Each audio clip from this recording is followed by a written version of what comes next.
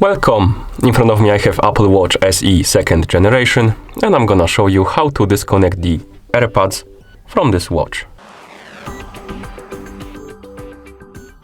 First, we need to wake up the screen on our watch, and you can do it by tapping on the screen or pressing any buttons. Once you wake up the screen, press the crown button to open the menu. Now scroll through the menu, find the settings icon and tap on the settings icon to enter the settings.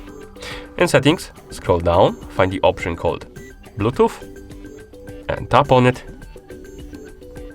And here you should see the list of devices connected to your watch, and as you can see on it we have the AirPods.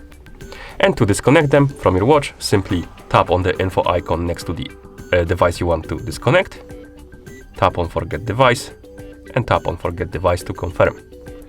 And once you're done, the device will disappear from the list of devices, and this means that the AirPods are disconnected from our watch. And that's how you disconnect the AirPods from this watch. Thank you for watching.